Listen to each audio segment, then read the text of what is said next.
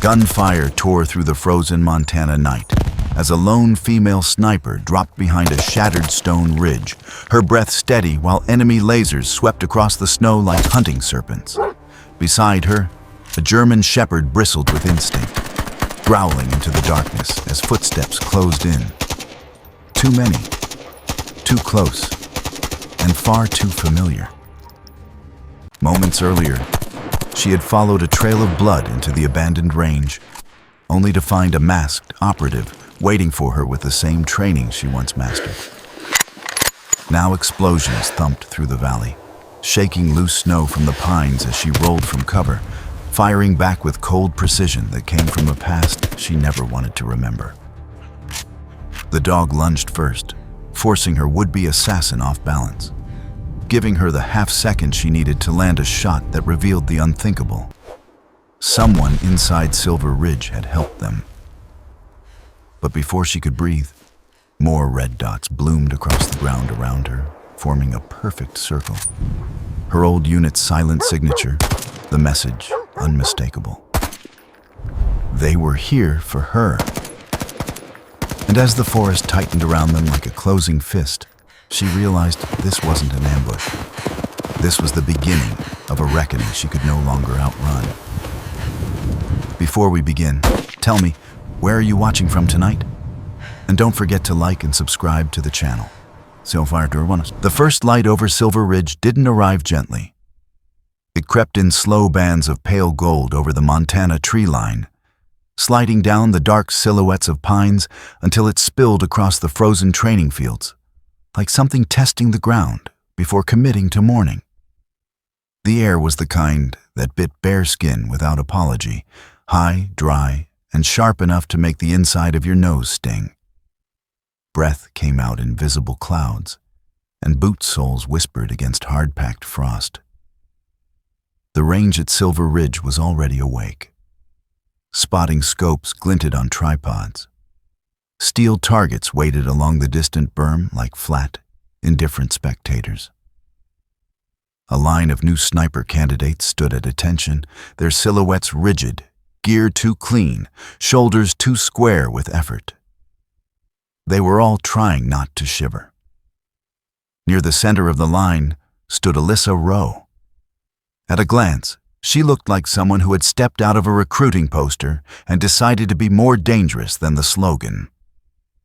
She was tall for a woman, about 5'8", with long lines of muscle running under a lean athletic frame, all balance and coiled readiness.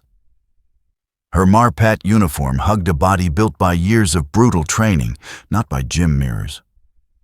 Long ash-brown hair was pulled low and tight at the nape of her neck. Not a stylist's choice, but a habit carved in by countless hours behind a rifle. Her skin held that unmistakable sun-kissed tan of someone who had spent half her life outdoors. Out on ranges, on rooftops, in places where the sky felt too close and never safe. But it was her eyes that made most people look twice and then look away. Hunter green, large and vivid, framed by dark lashes, they were objectively beautiful, almost startlingly so. And yet, there was a stillness in them that felt older than 27 years had any right to contain. They were not the eyes of a student. They were the eyes of someone who had already watched things end, and then learned to aim more carefully. Alyssa stood without forcing stillness. Her body knew how to rest while remaining ready. The other candidates occasionally adjusted their stance, rolled their shoulders, flexed their gloved fingers to keep blood moving. She simply breathed, slow and measured, the way someone breathes when they have learned the cost of wasting oxygen on nerves. At the far end of the line, a man walked toward them with the unhurried stride of someone who owned every inch of ground his boots touched. Colonel Raymond Slater was in his early 50s, his uniform still fitting like it had grown with him rather than been issued. He was broad-shouldered without softness, his neck thick, his posture carrying the weight of decades of command without slouch. Short-cropped hair had gone more silver than black. and a neatly trimmed beard of the same color framed a face marked by sun, wind, and too many late nights over casualty reports. His eyes, a washed-out blue, weren't sharp like a hawk's. They were heavy, observant, the eyes of someone who had seen enough to understand the difference between performance and truth. Slater's reputation had traveled ahead of him. Some said a roadside bomb had taken most of his platoon and left his hearing damaged in one ear, turning him into the kind of man who didn't waste words because the world was already too loud. Others said he had once stood over a broken radio and talked an entire pinned-down unit through a night that should have killed them. Whatever the stories, the man walking the line this morning radiated the quiet authority of someone who no longer felt the need to prove anything. He stopped a few paces in front of the candidates. "Welcome to Silver Ridge," he said, his voice low, carrying without needing to shout. "If you're here, somebody thinks you might be worth turning into something dangerous." A few nervous chuckles died quickly in the cold air. Alyssa watched him without really looking at him. Gaze set somewhere just past his shoulder, the way she'd been taught. Slater moved on. Names were called, short descriptions, a few remarks that felt like both threat and promise. Then he stopped in front of her. Up close, he took in the details. The way her shoulders rested without tension, the uniform that sat naturally on her frame, the rifle slung at her side as if it belonged there as much as her own arm. His gaze reached her face. For the briefest fraction of a second, his expression changed. A tiny tightening around the eyes, a flicker at the corner of his mouth, like someone seeing a ghost in a familiar room and refusing to turn their head toward it. "Roe," he said. "Alyssa, from Camp Lejeune. Prior deployment history." He paused, eyes flicking to the tablet in his hand. "Redacted." He let the word hang in the air. A couple of candidates shifted their weight, stealing side glances. Redacted wasn't something you normally heard attached to a sniper candidate in this phase. Alyssa felt nothing move in her face. Inside, though, there was a small, cold ripple. Redacted felt less like ink and more like blood. Slater continued, as if testing the weight of his own curiosity. "Marks say you shoot like someone who's either lying on the paperwork or been through more than you're telling us." There was no accusation in his tone, just a statement, a fact on a file. "Sir," Alyssa said, voice even, steady, "I shoot to standard." He held her gaze a moment longer than necessary. Those hunter-green eyes didn't flinch. They didn't challenge him either. They simply absorbed him, measured him, and filed something away.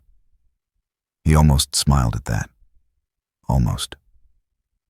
"We'll see," Slater said, and moved down the line.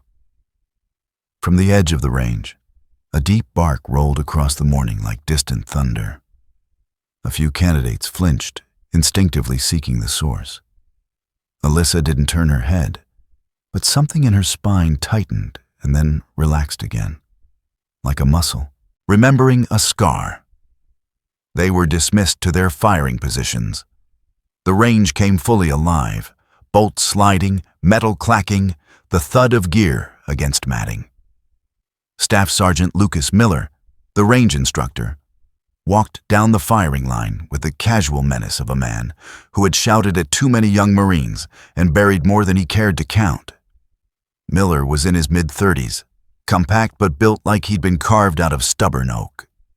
His hair was dark and cut close, a jagged scar cutting through one eyebrow like someone had tried to erase part of his face and missed. He wore a perpetual 5 o'clock shadow that looked less like laziness and more like a decision. His brown eyes were sharp, but there was an old tiredness behind them, the kind that comes from counting seconds between explosions. "All right, kids," he called, voice carrying over the shuffle of bodies and equipment. "Today we find out who knows how to shoot and who just likes taking pictures with rifles for social media." A few nervous laughs. more exhale than humor. Alyssa lay prone on her mat, rifle settled into the pocket of her shoulder as naturally as breath. The stock was cool against her cheek, the world narrowing the moment her eye touched the scope. Wind, light, distance, movement. She let the variables wash through her senses, then began sorting them with the practiced detachment of someone who found calm not in the absence of danger, but in understanding its angles. Her breathing slowed.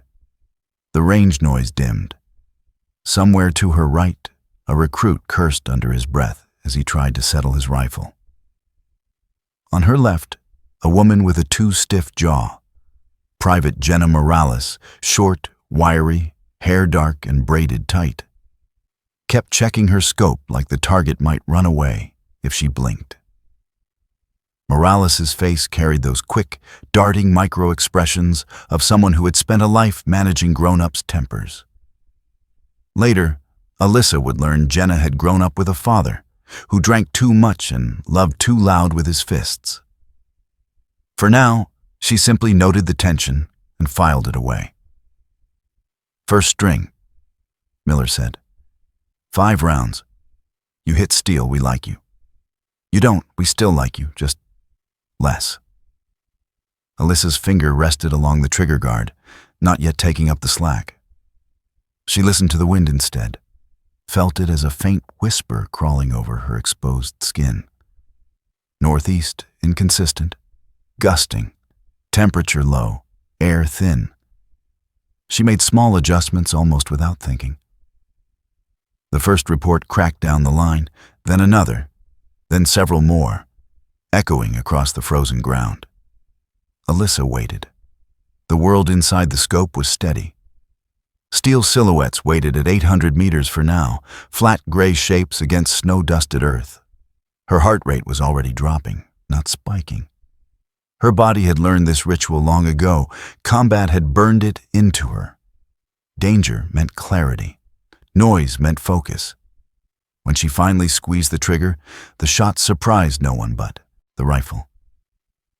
The recoil rolled into her shoulder, absorbed into bone and muscle already shaped by thousands of such conversations with physics.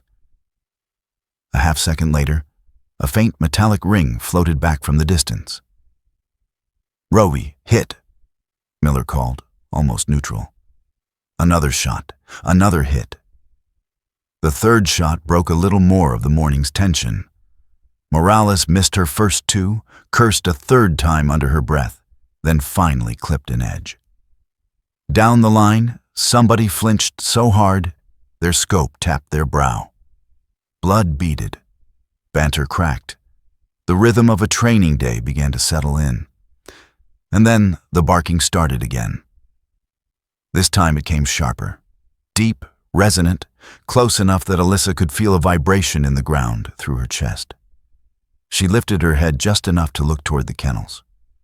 A line of military working dogs paced behind chain-link fences, most of them focused on their handlers, others simply circling with the restless energy of athletes not yet given a race. Only one dog stood statue still, facing the range. A 4-year-old German shepherd with sable black and gray coat and a pale triangular patch on his chest. His nameplate, hanging from the front of his kennel, read, "Bran." Bran didn't bark again. He just stared, ears pricked forward, eyes burning with a concentration that seemed too intent for casual curiosity. His gaze wasn't fixed on the range in general. It was aimed at a specific lane, at a specific person lying prone with her cheek against a rifle stock. At Alyssa. For a moment, the cold air did something strange to her lungs. The rifle in her hands felt both exactly right and eerily foreign, as if she'd picked it up for the first time and the 1,000th time in the same breath. Inside her skull, a sound tried to claw its way back into memory. Another bark, another range. Another dog whose name she refused to let herself remember when the nights got too long. She blinked, once. The sensation receded. The world shrank back down to cold, wind, steel, She lowered her face to the scope again, but Bran didn't stop watching. He lay down slowly, paws crossed, chest rising and falling, eyes locked on her lane as if waiting for a cue only he could hear. A few runs away, a young handler named Corporal Dennis Hale frowned at the unmoving dog. Hale was gangly, mid-20s, with sandy hair and a complexion already going red at the edges from cold. He was soft-spoken to humans, loud to dogs, and secretly believed the shepherds understood more English than regulations permitted. He had never seen Bran fixate like this. The dog was usually all business, focused, serious, guided by hand signals with the kind of precision that made instructors proud. Now he stood like a living statue, chest expanding and contracting slowly, attention locked on a woman the dog had never worked with. Hale tugged lightly at the leash, clipped to the kennel's interior ring. "Bran, heel back," he called. No response. The shepherd's tail didn't even twitch. "The hell's he doing?" one of the other handlers muttered. "Maybe he's found himself a girlfriend," someone else snorted. Hale didn't laugh. He watched the dog's posture, a tension he recognized not as aggression, but as recognition. The kind of alertness Bran usually reserved for explosives, or for the faint echo of distant gunfire in places that were too quiet. "Nah," Hale said softly, more to himself than anyone else. "He knows something." He followed Bran's gaze across the range, found the line of bodies, the prone silhouettes. His eyes landed on Alyssa without really knowing why. She fired again that moment, muzzle blast flaring briefly. A heartbeat later, Bran's ears twitched, and his tail moved once in a deliberate, almost respectful motion. Hale felt the tiny hairs on the back of his neck stand up. He didn't believe in ghosts or omens, but he believed in dogs. And Bran was not a dog who wasted his attention. The morning wore on. Targets were pushed farther. Wind shifted. Corrections were made and sometimes ignored at a cost. Alyssa shot cleanly, not perfectly. She let herself miss once on a difficult wind call, watched the bullet kick up dirt off target, then adjusted as if she were relearning something she had known for years, but was choosing to pretend was new. She didn't want to stand out too sharply. Not yet. Being invisible was a skill she valued as much as marksmanship. Still, Miller noticed, instructors like him always did. He walked up behind her between strings, boots crunching faintly on frozen gravel. Up close, he could see the fine control in her hands, the way she relaxed between shots without growing lax. "Where'd you pick up that trigger work, Ro?" he asked, tone casual but not friendly. "Camp Lejeune, staff sergeant," she replied. Not exactly a lie. Not remotely the whole truth. "Lejeune turns out decent shooters," Miller said. "You feel ahead of the class?" She let the question sit for a second. Frost burned faintly in her nostrils with each breath. Wind tugged at a loose strand of ash-brown hair near her jaw. "Feels like the wind doesn't care where we came from, Staff Sergeant," she said. "Just whether we respect it." He huffed something that might have been the ghost of a laugh. "Cute answer. Keep your respect above 80% hit rate. The mountain doesn't care about clever either." When he walked away, Alyssa watched his back for a moment, noting the slight hitch in his left step, the trace of an old injury. She wondered briefly where he'd gotten it. Then she shut the question down. A life spent asking about other people's scars gave too much room for her own to start talking.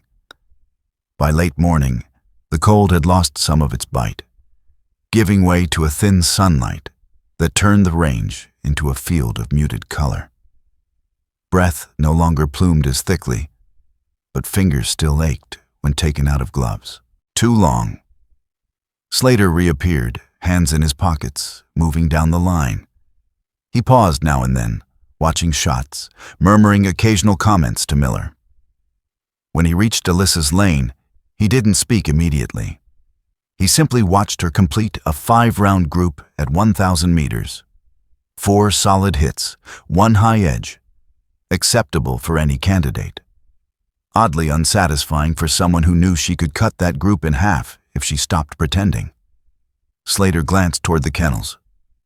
Bran was still there, closer now, having been walked once and then, after a small argument between handlers, allowed to sit near the perimeter fence under supervision. The shepherd was sitting calmly, but his eyes were locked onto this lane like a compass finding north. "You have a fan," Slater said finally. Alyssa rolled slightly onto one elbow, following his line of sight. Her expression didn't shift much, but something in her gaze softened when it landed on the dog.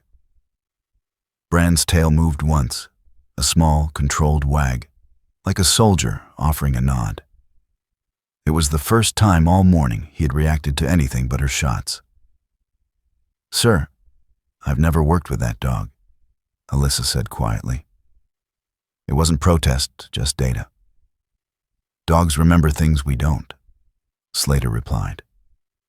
His tone had changed, less formal now, more thoughtful. Or maybe they just see past the stories we write on ourselves. She didn't answer. For a moment, the 3 of them existed in a strange triangle. The colonels shaped by ghosts of commands past, the sniper candidate trying very hard to be new, and the German shepherd whose attention suggested that new was a convenient fiction. Slater broke the moment with a small nod. "Range break in 10, he said. "Then we push farther. We'll see how much of that file they had to redact." He moved on. Alyssa lay back down, eye returning to the scope. Inside, though, something had shifted. Not in her focus, but under it. She thought of the way Bran had looked at her, like someone standing at the edge of a familiar house and smelling smoke from a fire that hadn't started yet. She didn't believe in fate. She believed in wind calls, angles, numbers. But as she settled into position again, she could not quite shake the sensation that she had been seen, truly seen, for the first time in a very long time. Behind her, Bran lowered himself into a sphinx-like lay, paws crossed, eyes unblinking. He wasn't just watching her shoot. He was waiting. For what, Alyssa didn't know yet. But on the day Silver Ridge decided to test her, the mountain had quietly chosen a witness. And that witness had 4 legs, a scar on his hind leg, and a memory that did not forgive easily. Morning at Silver Ridge always carried a different kind of silence than the rest of Montana. On the range, silence meant readiness. But around the barracks, in the narrow gravel paths between the gym and the K-9 wing, silence meant thoughts that weren't ready to be spoken out loud. Alyssa Rowe walked through that silence now. Boots steady, breath calm, fingers still tingling faintly from the cold steel of her rifle. After the morning evaluation shoot, the candidates were dismissed for a short break before the next phase of training. Most of them migrated toward the mess hall, rubbing hands together, exchanging hushed excitement or frustration. But Alyssa didn't head that way. She veered toward the K-9 compound, drawn not by curiosity, but by a sensation she couldn't name. Something in her chest felt unlatched, like a door she'd kept shut for years had quietly swung open. Bran sat behind the perimeter fence, his sable coat catching the pale light like woven smoke. He was larger up close, muscular but lean, built for speed and precision, not bulk. His ears stood high and alert, his gaze deep gold brown, didn't shift when she approached. His tail thumped once against the ground, not excited but purposeful, like a soldier acknowledging another. Corporal Dennis Hale noticed her from a distance. The handler had a tall, lanky frame, sandy hair sticking out from beneath a beanie, and a face always caught between a smile and a wince. as though expecting trouble from people, but never from dogs. He approached quietly, rubbing his palms together for warmth. "He doesn't do that for anyone," Hale said. "Most canines choose one handler and ignore everyone else. Bran's always been strict about that." Alyssa crouched near the fence. Bran leaned forward until the tip of his nose touched the wire, and for a moment she simply met his eyes. A strange familiarity stirred, like déjà vu but deeper, like remembering a scent from a dream. "What's his background?" she asked. Hale exhaled softly. 4 years old, former detection and assault K9, worked 2 tours, lost his handler 9 months ago in an IED incident. Alyssa felt her breath pause. The word IED carried weight. It never came without ghosts. Hale continued. "Since then, he's been different. Still disciplined, still sharp. But he stopped bonding with anyone. We were even considering reassigning him. But today," he shook his head. "He acted like he knew you." Alyssa didn't answer. She rested a hand lightly against the fence. Bran pressed his forehead to the metal. Something in her chest tightened in a way she didn't want to examine. "You mind if I take him out?" Hale asked. "Supervised, of course." Alyssa nodded. Hale unclipped the kennel lock, slipped a leash on Bran, and guided him out. The dog walked straight to her, not sniffing, not investigating, but approaching. Like greeting an old partner. Bran sat beside her left leg and leaned a fraction of his weight against her hip. Hale froze. "Well, that settles it. He's chosen." Alyssa almost smiled. Almost. Before she could speak, another figure approached from behind the K9 wing, a woman in her mid-40s with sharp features softened slightly by laugh lines she no longer used often. She moved with a deliberate calmness, like someone who'd lived too many years in chaos to tolerate hurry anymore.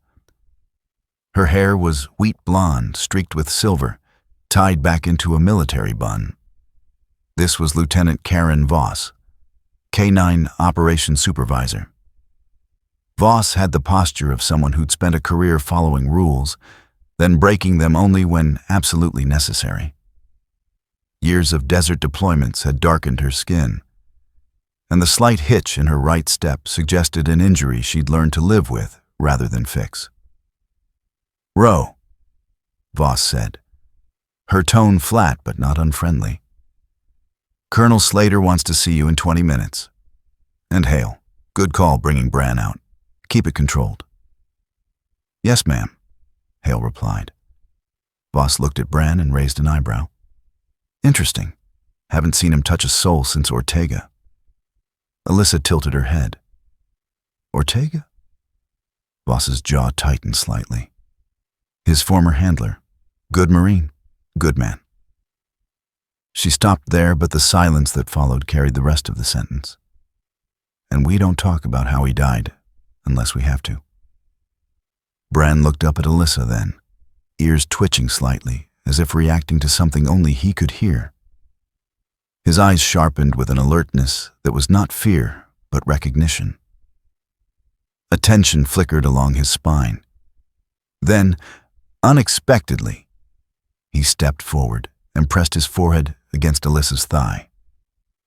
Hale let out a low whistle. Voss blinked once. Alyssa felt her pulse catch in her throat. And just like that, Bran turned his head sharply toward the tree line, ears rising to full alert, gaze locked on something invisible to human eyes. For a full 3 seconds, the shepherd's body went still, muscles coiling as if bracing for a memory rather than a threat. Voss whispered, almost to herself, "Bran, what did you sense?" Nothing moved on the tree line. No sound, no shadow. But Bran stayed frozen, tail low, fur lifting slightly along his spine, an omen more than a warning. Alyssa felt that tightening in her chest again, the sensation of something buried deep pulling upward like a hooked thread. Then Bran relaxed, sat down, as if the moment had never happened.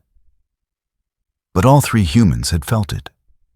Something had passed between the dogs and the tree line, something they didn't have the language for. And for a brief second, Alyssa wondered if the past she had locked away was beginning to loosen on its own. Voss dismissed them with a gesture. "Roe, report to the command office when you're done here." Alyssa nodded, watching the lieutenant walk away. Her figure straight back despite the old injury, her steps measured and heavy with responsibility. Hale clipped Bran's leash again. "I can walk him with you if you want. He'll follow anyway. Might as well pretend it's regulation." Alyssa glanced down. Bran had already stood, waiting at her side like a trained partner, though the two had never worked a single mission together. She gave Hale a small nod. They walked across the gravel paths toward the administrative building. The sun had finally lifted above the mountains, soft light scattering across frost-covered rooftops. A group of new recruits crossed their path, laughing too loudly, shoving each other, trying to hide their nerves. One of them, a young man with freckles and a too-big helmet, stared openly at Alyssa and then at Bran. "Is that the scary one?" he asked Hale. Hale smirked. "They're all scary if you're on the wrong side." The recruits shuffled off. Alyssa kept walking, her steps steady, Bran's paws tapping softly beside her. Inside the command office, the atmosphere changed. Warmer air, the faint smell of coffee, and the low hum of printers and radios. Colonel Slater sat behind a wooden desk that looked too old for the room. Maps and mission boards lined the walls, dotted with red pins and color-coded notes. Slater gestured for her to sit. Bran lay down immediately at her feet, chin resting on his paws. Slater studied the dog for a moment before shifting his gaze to Alyssa. "He hasn't done that since Ortega. I assume you're aware?" Alyssa met his eyes evenly. "No, sir." Slater leaned back in his chair, the leather creaking softly. The lines around his eyes deepened, the scars of too many deployments, too many decisions that hadn't left him. "You shot well today," he said. "Almost too well for someone new to the program." She didn't reply. Her silence wasn't defiant. It was simply a space she refused to fill with anything but truth. Slater continued. "I don't have access to everything about your past. Some of it is above my clearance. But I know a person who has spent time in the dark when I see one." Her jaw tightened slightly, not in challenge, but in acknowledgement. Slater tapped a folder on his desk. "Tomorrow, we begin advanced field exercises. Longer distances, moving targets, cold weather endurance. I need to know whether you can work with a partner." He looked at Bran again. The dog lifted his head at the exact same moment, as if responding to a silent cue. Slater exhaled. "And I need to know whether that partner is going to be him." Alyssa lowered a hand to Bran's head. The shepherd leaned into her palm with the calm certainty of a creature that had already made his choice. "I can work with him," she said simply. Slater nodded once. "Then tomorrow, you two start together." Alyssa stood. Bran rose instantly, staying close to her left leg.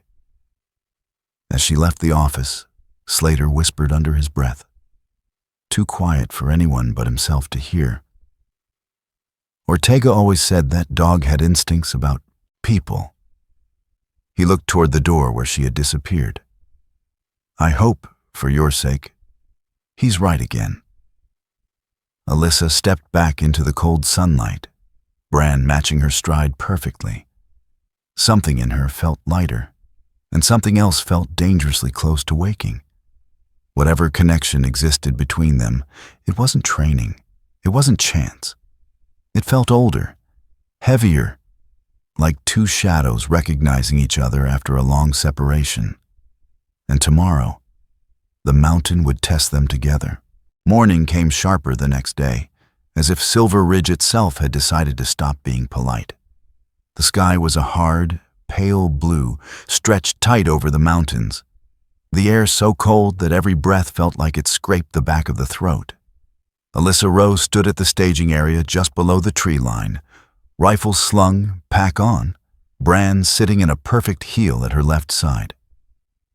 The advanced candidates were gathering in a loose circle near a cluster of transport trucks. They were bulkier now under extra winter layers, but their movement still betrayed who was comfortable with weight and who felt like they'd been strapped to an anchor. Steam from their breath mingled with exhaust fumes as engines idled. Staff Sergeant Lucas Miller stood in front of a portable whiteboard propped against a truck bumper. His uniform jacket sat open despite the cold, like he refused to admit the weather had any say over his body. That scar through his eyebrow caught the light when he turned his head. "Today is your first full field package," he said. "We're going up into the ridge. You'll move as pairs, work through multiple firing positions, and demonstrate basic target acquisition under stress. Translation, you'll be tired, cold, and annoyed, and I expect you to hit steel anyway." He pointed the marker at Alyssa and Bran. "Ro, you're with the dog." A couple of candidates snickered quietly, not meanly. Just that nervous edge of people who weren't sure if they were jealous or relieved. Jenna Morales stood toward the back, shorter than most, her dark braid tucked into her collar. Her eyes kept cutting toward Alyssa with a mixture of awe and something like fear, as if standing near someone too capable might expose all the ways she felt inadequate. Miller continued. "K9 teams will take a slightly different path. You'll clear an extended lane along the northern tree line, then rejoin the main course for final evaluation. Dogs don't care about your excuses, so keep up." He gestured toward a man standing near one of the trucks, arms folded, a knit cap pulled low over his short-cropped black hair. This was Sergeant Dominic "Dom" Kelly, range safety and mountain guide.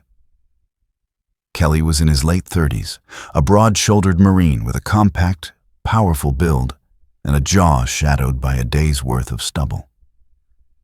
His skin was a deep, warm brown, cheeks reddened slightly by the cold.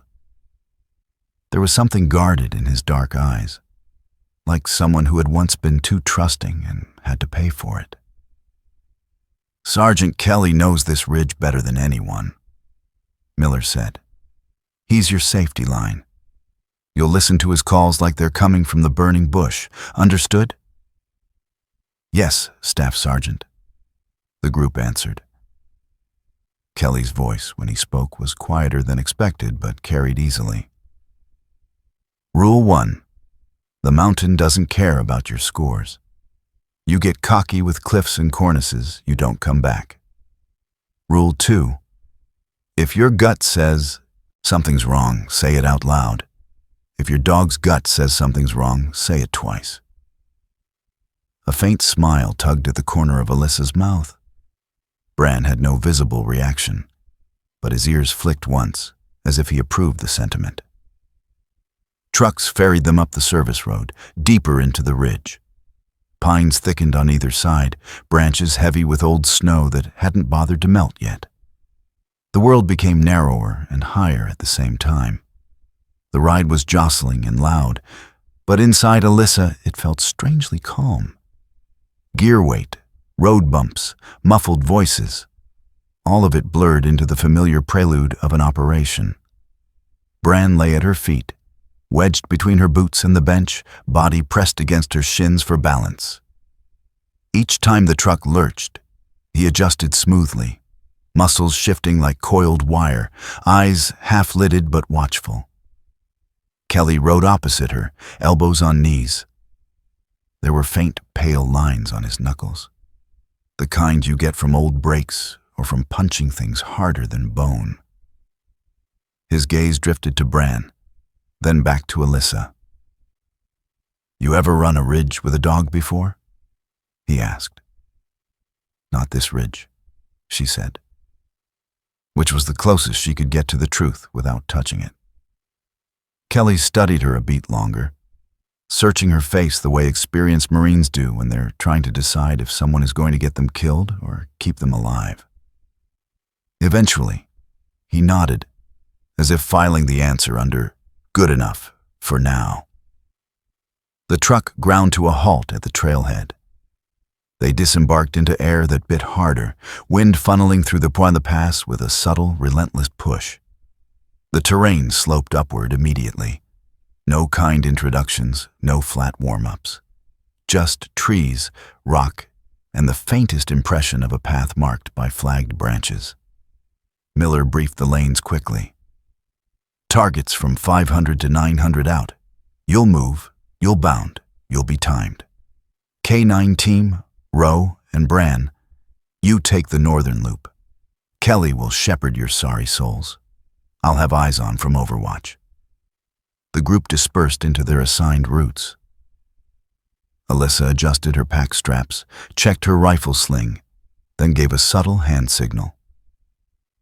Bran moved to a position slightly ahead of her left knee, the classic point where he could guide without obstructing. They began to climb. The mountain greeted them with uneven snow patches, loose rock hidden under frost, fallen branches that grabbed at boots. Alyssa's breathing fell into a steady rhythm made for distance, not speed. Bran moved over the terrain with an ease that made it look like he'd been born there. His paws barely slipped, even where human feet faltered. Kelly took the lead, but he kept glancing back in that way of someone who didn't entirely trust the ground, the weather, or fate. "Watch your footing past that dead birch," he called over his shoulder. "Ridge falls off sharper than it looks." They pushed through the first leg in silence, the only sounds they're breathing, the soft crunch of snow, and the distant, irregular crack of rifles from other lanes.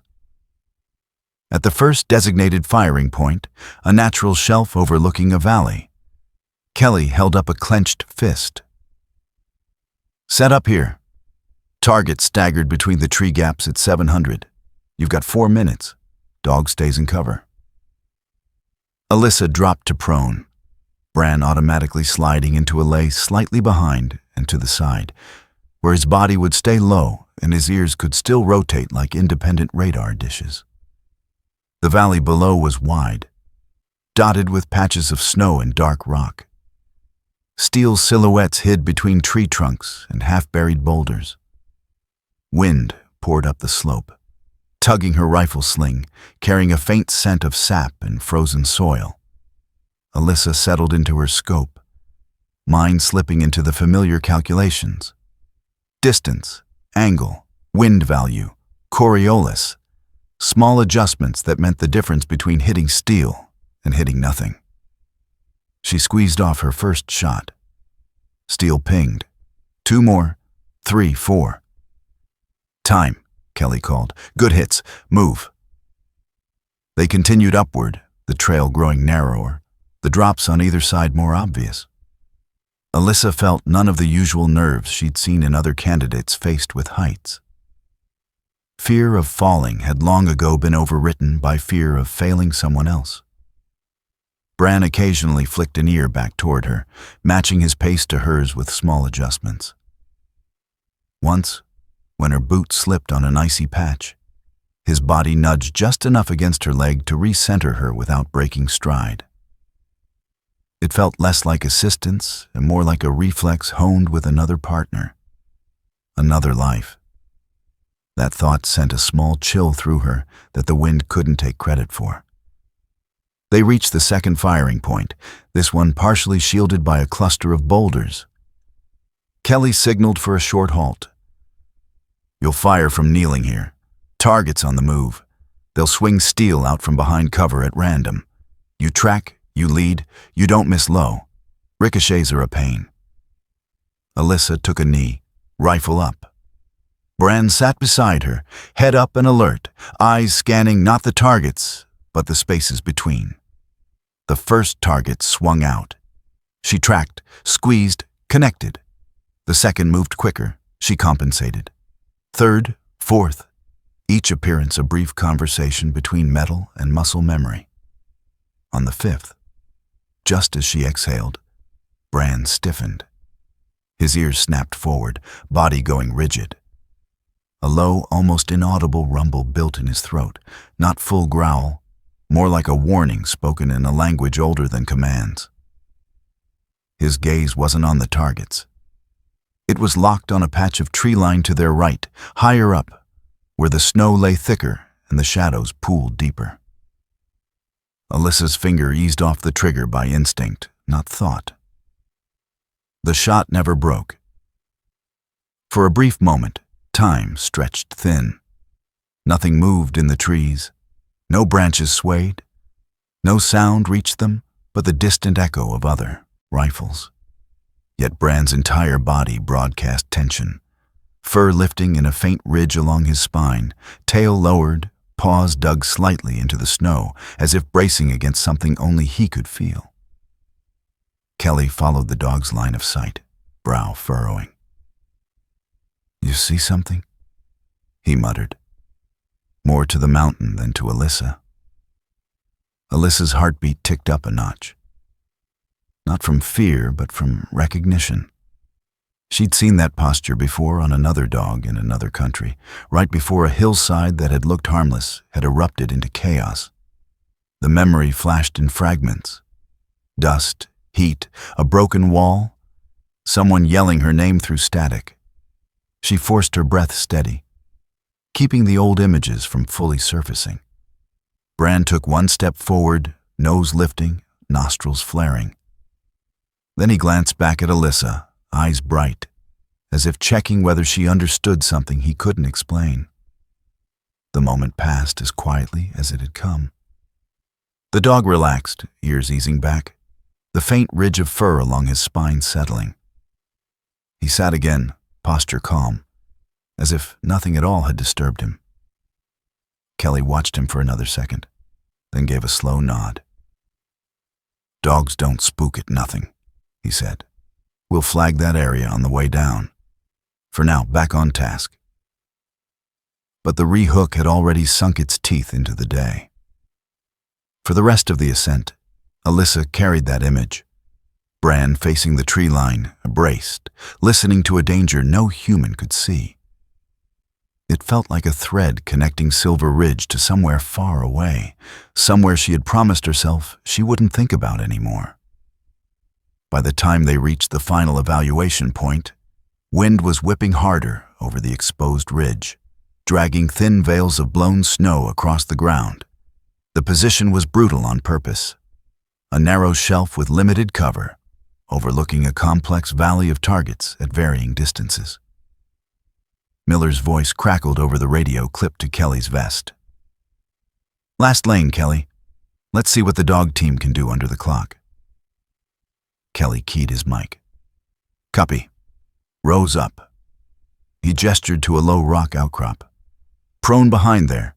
You'll get a sequence of targets called out by number and distance. You choose order of engagement. Time starts on first shot.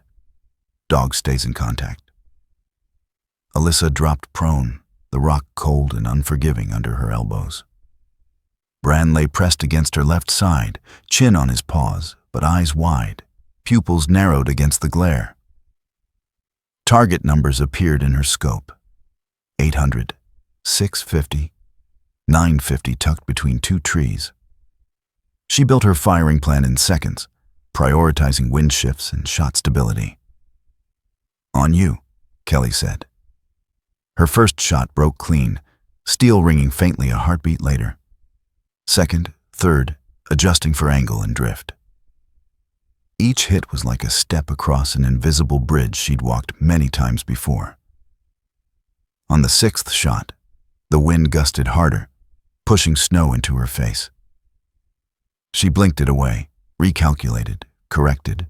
Bran stayed motionless, pressed close, a warm, solid anchor in the freezing air. She cleared the sequence just under time. Kelly checked his stopwatch, one eyebrow lifting. "Strong run," he said simply. For him, that was almost extravagant praise. They began their descent along a different path, one that looped near the section of tree line Bran had focused on before.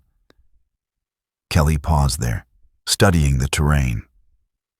Nothing obvious stood out, just trees, drifted snow and rocks. Still, he marked the location on his GPS, frowning. "Sometimes the mountain hides things," he said. "Sometimes it just hides memories." Alyssa glanced down at Bran. The shepherd stared quietly into the trees, entirely still, like someone reading a page no one else could see. She reached down and touched his neck, fingers sliding into the thick fur there. "Whatever you heard," she murmured, so softly that even the wind had to lean in to catch it. "We'll deal with it when it comes." Bran leaned slightly into her hand. They continued downward, the ridge slowly loosening its grip as the air grew thicker and warmer. By the time they reached the staging area again, the sun had shifted past its highest point, painting the snow in a brighter, almost forgiving light. Other candidates were already there, trading war stories about missed shots and cursed wind. Jenna Morales stood at the edge of the group, cheeks flushed, hair escaping her braid. But there was a small, proud light in her eyes. "How'd you do?" she asked Alyssa, voice tentative but more open than before. "Passed," Alyssa said. "How about you?" Jenna hesitated, then smiled, a quick, shy thing. "Didn't wash out." Bran stepped closer to Jenna, sniffed her glove once, then bumped her hand with his nose, as if approving that answer. Her smile widened, some of the old tension leaving her shoulders. Miller called for attention, reading off preliminary scores. Alyssa and Bran's team came out near the top, but not perfectly so. A miss here, a slower movement there. Enough room left in the numbers to keep her from standing too far above the others. Just as she intended. Colonel Slater watched from a short distance, hands in his pockets, gaze flicking from Alyssa to Bran to the higher slopes. The crease between his brows deepened, not in disapproval, but in thought. Silver Ridge had given them their first test together. They had passed. But somewhere up in the tree line, in that patch of shadow where Bran had braced himself against unseen echoes, the mountain still held its secrets.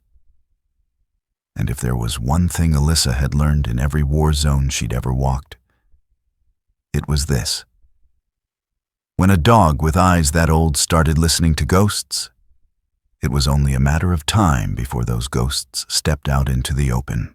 Snow fell differently on the fourth morning. Slow, deliberate, as if the sky was thinking about each flake before letting it go. The ridge loomed ahead, mottled in whites and grays, the pines swaying with a low groan that almost resembled voices. Alyssa Rowe stood at the southern perimeter gate, rifle strapped tight, breath warm against the cold. Bran sat beside her, tail wrapped neatly around his paws, posture straight, alert, almost ceremonial. It felt like the mountain itself was paying attention. Today's training wasn't about marksmanship. Colonel Slater had announced a situational response assessment, a vague term that usually meant something between a navigation challenge and a small-scale crisis simulation. Still, vague didn't scare Alyssa. Uncertainty was simply a space she had lived in for years. Bran, too, seemed unusually still, head angled slightly upward as if tasting a scent carried by the wind. Near the equipment crate stood Jenna Morales, trying and failing to hide her nerves. Her breath puffed out in quick clouds. Loose strands of dark hair framed her face, catching snowflakes that melted instantly against warm skin. Despite her small frame, she carried her gear with earnest determination, as though sheer willpower could make up for raw strength. "Morning," Jenna said, pulling a strap tighter across her chest. "You think today'll be rough?" "Probably," Alyssa replied. She wasn't trying to be cold, she was just honest. But when Jenna's face creased slightly with worry, Alyssa added, "Rough doesn't mean impossible." That earned a small smile. The group gathered near a long table where Chief Warrant Officer Mark Laramie stood reviewing maps. Laramie was in his mid-40s, tall and wiry, with a gaunt, weather-burnished face that looked carved from the mountain itself. His beard was salt and pepper, neatly trimmed, framing a mouth that rarely smiled. A faded scar climbed up from the base of his neck to just under his jawline, the remnants of a long-ago shrapnel wound. His voice had a rasp, like gravel sliding across metal, which made it sound like every word cost something. "Listen up," Laramie said, tapping a finger on the map. "We're doing a multi-team response drill. Simulated casualties, simulated lost shooters, real terrain. Communications will be limited, weather unpredictable. You'll move in pairs until the halfway point, then split for solo response tasks." He scanned the group with that silver-eyed intensity that made recruits stand straighter. "And remember, the mountain doesn't forgive impatience." A gust of wind swept through, rattling loose snow from branches overhead. Brand shifted slightly, his ears narrowing toward the north ridge. Alyssa noticed immediately. Laramie looked at Brand for a moment. "K9 team will take the northwest corridor. It's narrow, icy, and doesn't get much sun. If you fall, you'll only get to do it once." The comment was darkly humorous, but no one laughed. Sergeant Kelly approached the group with his usual steady presence. His heavy boots left deep prints, and his hands were shoved into his gloves with the relaxed confidence of someone who had hiked this ridge more times than he'd eaten breakfast in the mess hall. He nodded at Alyssa.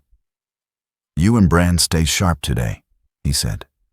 "Terrain's gonna fight you harder than the targets." Alyssa nodded back. "We'll manage."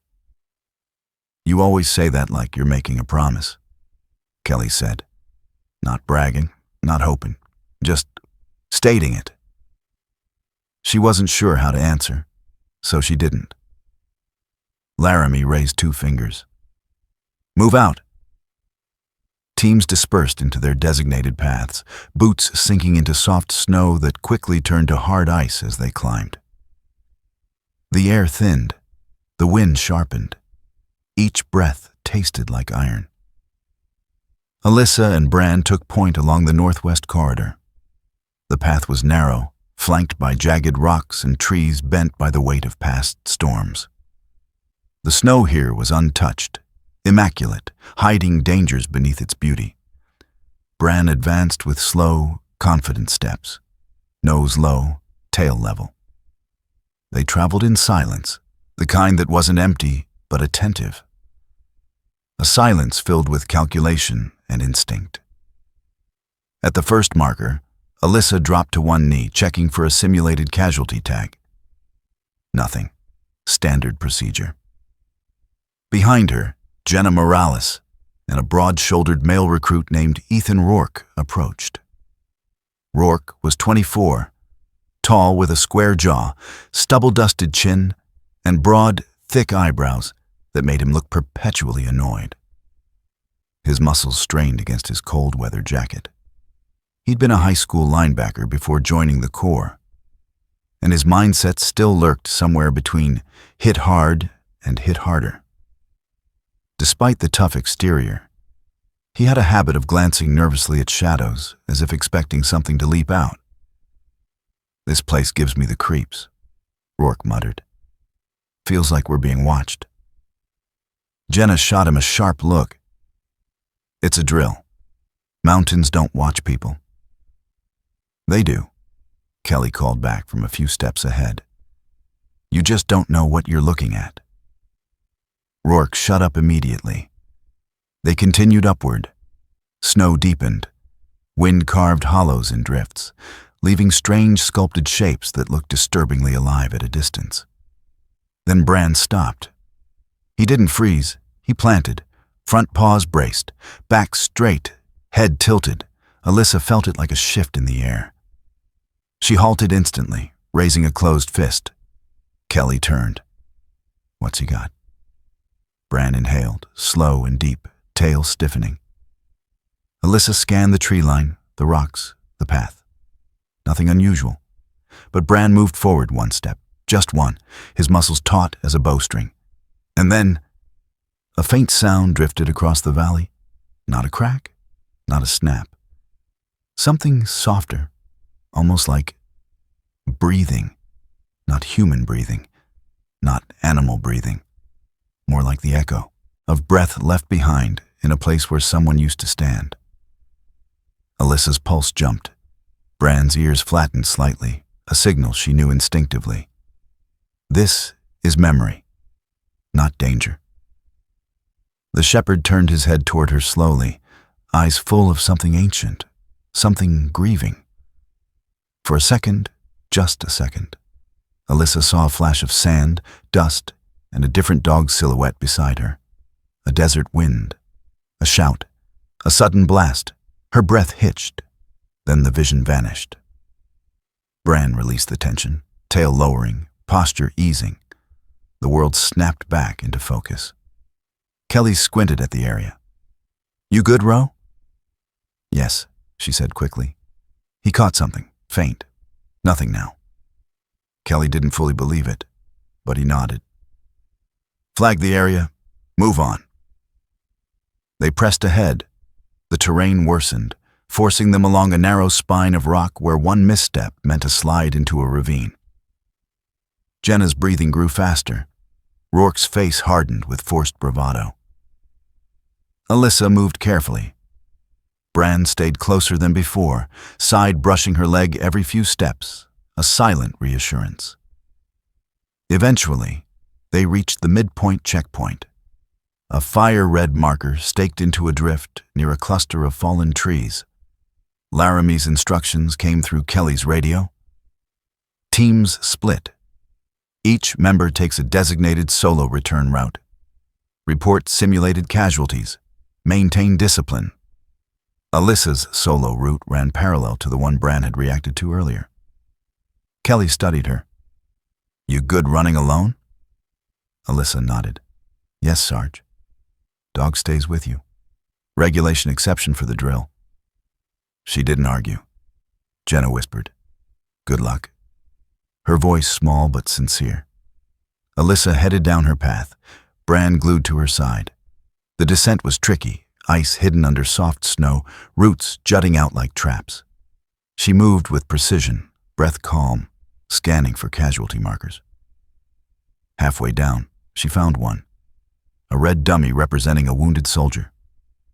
She knelt, checked vitals per protocol, tagged it, recorded the findings. As she stood, Bran stiffened again. Not fear, not warning, recognition. He stepped forward, nose pressed to the snow, inhaling slowly. He pawed once at the ground, then looked up at her, pleading. Alyssa knelt. For the first time since arriving at Silver Ridge, she let herself whisper, voice breaking slightly. "Who are you remembering?"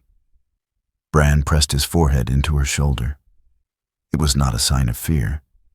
It was a gesture of grief. The sky above darkened slightly as clouds drifted overhead. Snowflakes began to fall again, soft and soundless. Alyssa closed her eyes, steadying her breath. They finished the descent in silence. When they reached the rally point at the base, Colonel Slater stood waiting, arms folded, eyes sharper than usual. He studied Alyssa, then Bran, then the path they came from. "How'd the drill go?" he asked. "Completed," she replied. Bran sat beside her, posture perfect, gaze fixed ahead. Slater's expression shifted subtly. He saw something in the pair of them, something he didn't fully understand but respected. Good, he said, because tomorrow gets harder. Alyssa didn't answer. Bran didn't move. The mountain had listened today, and something in it had started whispering back. The storm rolled in without drama. Just a gradual thickening of cloud that turned the sky from steel to stone. By mid-afternoon, Silver Ridge looked like it had been erased at the edges, its lines smudged by incoming snow. The wind had changed too, losing the sharp bite of dry cold and gaining a heavy, damp weight that promised trouble. On the upper parade ground, the advanced candidates clustered in small groups, jackets zipped to their chins, hats pulled low. Breath came out in thicker clouds now, swallowed quickly by the gathering gray. Alyssa Rowe stood near the edge of the formation, Bran at heel. Her tan skin caught the last clean light before clouds swallowed the sun, the much-loved rifle slung across her chest like a part of her skeleton. Bran sat with his usual composure, sable coat ruffled by the wind, amber eyes calmly tracking the small movements around him. Colonel Slater stepped onto the gravel, hands buried in his pockets, shoulders squared against the cold. Today he wore a simple fleece beneath his field jacket, the high collar hiding part of his neck. The lines around his eyes looked deeper, as if he'd slept less than usual. Forecast says this ridge is about to get unfriendly, Slater began, voice carrying easily, which makes it a perfect day to find out who keeps it together when visibility drops and everything hurts. A few candidates shifted uneasily. Today is a movement and accountability assessment, he continued. You'll move out in small elements, navigate designated waypoints, and report status at preset times. You'll have live radios, but don't count on them. You'll have maps, but don't count on visibility. You will, however, have your legs and your brains. Use both. He let that sink in, and then turned slightly toward Alyssa and Bran. K-9 team will run as a trailing safety element on the northern route. If someone gets turned around, stuck, or stupid, they're your net. Alyssa nodded once. Bran's ears flicked as if acknowledging the assignment. Nearby, Jenna Morales tugged her gloves tighter, trying to hide the tremor in her fingers. The small sniper candidate looked even smaller under layers of cold weather gear, but her eyes were clear, determined. Ethan Rourke stood beside her, broad-shouldered and restless, jaw clenched hard enough to make his temple twitch. Slater's gaze swept the group one last time. You do not impress this mountain by being brave. You impress it by coming back down alive with everyone you left with. That's the only metric that matters today. Sergeant Kelly and Chief Warrant Officer Laramie handled the final assignments, dividing the class into elements of 3. Jenna and Rourke were paired with a lanky red-headed candidate named Cole Briggs, whose freckles almost disappeared beneath wind-burned skin. Briggs had an easy grin that appeared even now, like his face didn't understand when to quit trying to lighten the air. You 3, Northern. Route, Alpha Element. Laramie rasped, tapping their map. Checkpoints 1 through 4. Rowe and Bran will trail behind at a safe distance.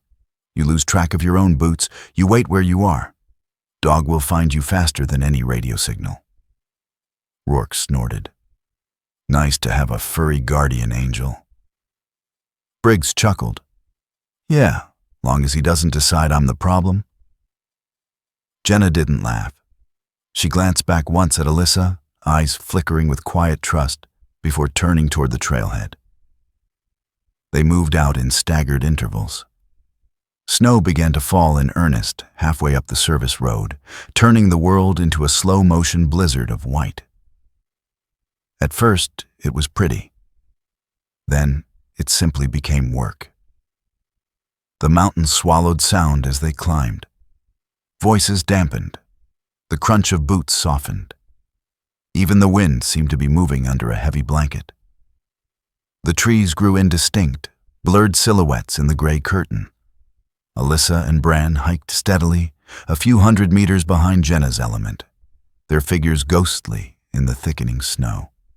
Alyssa watched the faint impressions of boot prints ahead as long as she could, then watched the landscape instead, marking rock shapes and tree trunks, building a mental map for when the trail disappeared completely. Bran's movement changed as they gained altitude. The easy ranging gait he used on clear days became more careful, more deliberate. He tested each patch of snow before fully committing his weight, paws spreading slightly to keep contact. His ears scanned constantly, independent radar dishes swiveling left and right. "Row, status." Kelly's voice crackled through her radio, frayed slightly by interference. Row and Bran, trailing northern Alpha element, maintaining visual on terrain markers, she answered. Tracks still visible, light accumulation. Copy. Keep eyes on the weather. This is going sideways faster than expected. She clipped the radio back and kept moving. They hit the first waypoint, a weather-beaten signpost half buried in snow, without issue. Alyssa checked the time. Jenna's element should be 2 or 3 minutes ahead. Somewhere in the gray, somewhere in the shifting white. They pressed on. Visibility shrank. The world narrowed to a moving tunnel. 10 feet, then 8, then sometimes only 5. Snowflakes stung Alyssa's cheeks, collecting along Bran's muzzle and eyebrows like fragile frost. His breath came out in thick, white bursts, but his pace never faltered. She lost all sight of tracks. It happened between one step and the next. One moment there were faint depressions in the snow. The next, nothing. Just smooth white. A fresh gust had erased the path as cleanly as if no one had ever passed through. Alyssa halted. Bran stopped immediately, looking back at her, then ahead into the blankness. The radio crackled again, more static than voice. "Alpha, check in. 4, anyone?" "Alpha element, this is Row," she said, raising the radio. "Status? Say again?" Nothing. Only the hiss of snow and distance. She swallowed, heartbeat quickening. Then she gave a hand signal without thinking. Bran surged forward, nose dropping, inhaling deep in the way that meant he was no longer just following footprints. He was hunting a trail carved in scent and disturbance, in the way snow shifted when people passed through. They moved faster now, but not recklessly. Bran adjusted speed with small checks, almost tugging the invisible line between them. Speeding up where the ground was even, slowing where ice lurked under the powder. They reached a narrow ridge cut, where the path threaded between 2 outcroppings. Bran paused, head lifting, nostrils flaring. His body went stiff. "Alyssa?" Jenna's voice cut through the storm, faint, tremoring. It wasn't over the radio. It floated on the air itself. Alyssa's chest tightened. "Jenna, call again." "Down here." The shout came from somewhere ahead and below, warped by echo. Bran launched forward, veering toward the right edge of the cut, then abruptly skidding to a halt so hard his claws scraped rock under the snow. He threw his weight sideways, blocking Alyssa's stride with his body. She caught herself, heart slamming, and looked where he stared. The snow just beyond the ridge lip was smooth on top, but sagging subtly inward, a shallow depression where the crust had given way. One more blind step, and she would have gone through the cornice. She edged closer on her stomach and peered over. Jenna Morales clung to a cluster of subalpine shrubs halfway down a steep slope, boots scraping at loose snow that wanted very much to keep moving. Her face was pale against her dark hair, eyes wide and wet, cheeks flecked with ice. A few meters below her, the slope ended in a jumble of rocks that would not have been forgiving. Rourke was sprawled prone a few feet higher up the slope. One arm dug into the snow, the other reaching toward Jenna, face contorted with effort. His broad frame trembled with the strain of holding his position. Above him, Cole Briggs crouched on slightly more stable ground, pack discarded, anchoring Rourke's legs with both hands. Briggs's freckles were nearly invisible under the chalky mask of snow on his face. "We lost the trail," Briggs shouted hoarsely. Wind came up. Jenna stepped where she thought the path was, and the shrubs creaked under Jenna's weight. She flinched, fingers tightening. "I'm okay," she whispered, more to herself than anyone else. Alyssa's mind calculated distances, angles, weight distribution. The snow, the shrubs, the rocks below. She could feel the ridge under her ribs, the hollow echo of unstable snowpack. It was a fragile plate over nothing. Bran lay beside her, body pressed low, eyes flicking between Alyssa and Jenna. His tail stayed absolutely still. The storm muffled everything. But in that moment, the world turned impossibly clear. A memory tried to rise, another slope, another voice calling her name, another body sliding away. For a heartbeat, the present blurred with the past. Then Bran did something he had never done at Silver Ridge. He leaned sideways and nudged Alyssa's hand with his nose, firmly, twice, as if saying, "Here, now, not then." The spell broke. "Briggs, anchor Rourke and don't move," Alyssa called. "Rourke, hold her where she is. No hero lunges." Then she keyed the radio, world narrowing to simple priorities. "Row to base. We have a real-world fall, northern route. One candidate partially downslope, 2 more exposed. Snowpack unstable, rock hazard below. Request rope and rescue kit." Static bit the edge of Slater's reply, but the intent was clear. "Copy, Row. Hold position. Team inbound." They didn't have long. Snow continued to fill in around Jenna's legs, creeping up her thighs, packing tighter under her weight. Her breaths were coming faster now, fogging the air around her face. "I'm slipping," Jenna said quietly. "No, you're not," Alyssa replied. "You're holding. Today you're not falling. Hear me?" Jenna swallowed, nodded. Tears threatened, but didn't fall. They froze in the corners of her eyes instead. Bran's ears snapped to the left. He whined once, high and sharp, then looked at a spot a few feet away along the ridgeline, just beyond the safe edge. There, half buried under ice and old snow, something metallic glinted. Alyssa's stomach lurched. It was a rusted carabiner, clipped to fraying rope that vanished under the snow. Attached to it, caught in a snarl of frozen fibers, was a small, dented metal tag. Time and weather had worn the edges smooth, but the stamped letters were still faintly visible. Rose's breath hitched when she read the unit designation. It was from a program that officially had never existed. The same off-the-books mountain training she'd been pulled from after everything went wrong. The place where another dog had died buying her the seconds she needed to live. This ridge had seen her world before. Bran stared at the tag, then back at Alyssa.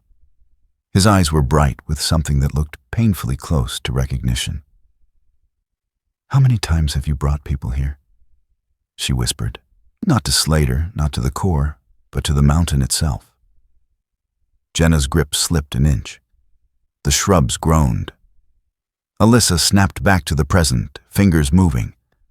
She unclipped her own rope, anchored it around a rock outcropping, braced her boots as low as she dared, and fed the line down toward Jenna. Bran inched closer to the edge with her, body a counterweight pressed against her hip, low center of gravity stabilizing them both. Minutes stretched. Then rescue teams arrived. Kelly first, face set and white with focus, followed by 2 more Marines hauling gear. They reinforced Alyssa's anchor, tied in, and moved with practiced efficiency. Rourke was pulled up first, then Jenna, shaking and soaked and stubbornly conscious. Then Briggs last, muttering half-jokes through chattering teeth. Bran oversaw every movement with unblinking attention.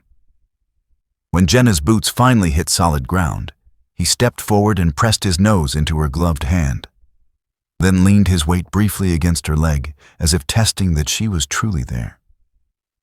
She let out a choked laugh and a sob together. Okay, I get it. I'm here. Later, back at the aid station, Jenna lay wrapped in blankets, her cheeks flushed with returning warmth and embarrassment. Rourke hovered close by, pretending to fiddle with equipment, guilt flickering in his eyes. Briggs sprawled on a folding chair, head tipped back, helmet swinging from his fingertips. Colonel Slater stood outside the tent, snow dusting his shoulders, hands behind his back. Alyssa approached, Bran at heel. "You did good up there," Slater said, voice quieter than usual. "All of you. That could have gone differently." "Bran found the overhang," Alyssa replied. "I just listened." Slater's gaze dropped briefly to her gloved hand, the one curled around the rusted carabiner and tag she'd slipped into her pocket and then taken out again, unable to let it go or hide it away. "Old hardware?" he asked, too casually. "Yes, sir." "From a course that probably never happened?" Her heart tripped. She met his eyes. "Yes, sir." Something passed between them then. A recognition, not of shared details, but of shared ghosts. Lines around his mouth deepened. "Some places remember us, whether we want them to or not," Slater said softly. "Looks like this ridge isn't done with you." "And I'm not done with it," Alyssa answered before she could censor herself. Slater almost smiled. "Good. We still have people to keep alive up there." He stepped away, leaving her with the snow and the dying storm. Bran sat in front of her, head tilted, eyes searching her face. Alyssa knelt in the slush and opened her hand, letting him sniff the old metal tag. His whiskers brushed her skin. He snorted softly, then licked a line of cold across the back of her knuckles. An oddly gentle gesture for a war-trained dog. "It was never just coincidence, was it?" she murmured. "You and this mountain and me." Bran leaned forward until his forehead rested against her chest for a long, still moment. The storm began to clear, revealing the outline of Silver Ridge again. Higher, harsher, but somehow less indifferent. Whatever the mountain had buried, it was starting to give back.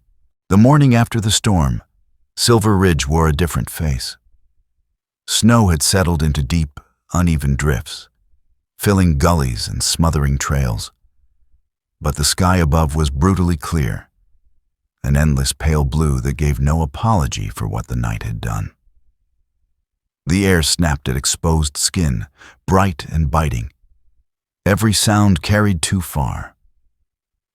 Alyssa Rowe stood outside the operations tent, breath fogging as she watched the mountain. Bran sat beside her, tail curled around his paws, amber eyes narrowed against the reflected glare. To anyone else, he looked calm. Alyssa could feel the tension in the line of his shoulders, the way his weight leaned infinitesimally forward, as if the entire ridge were whispering in a frequency only he could hear. "Rowe, inside," a voice called. Sergeant Kelly held the tent flap open with one gloved hand, his face half shadowed by the canvas and the harsh light outside. Fine lines spidered out from the corners of his eyes, the kind carved by too many squints into bad weather and worse news. Inside, the operations tent buzzed with low voices and the faint crackle of radios. A laminated map of the training area lay pinned to a folding table, dotted with colored grease pencil marks.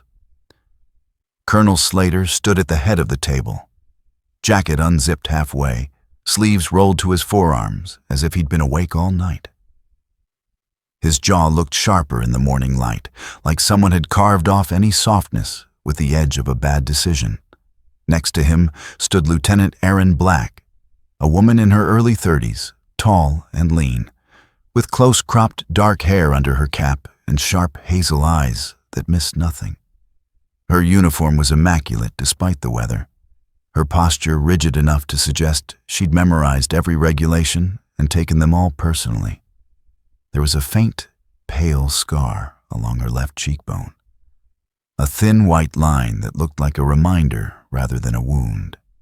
Slater tapped the map once.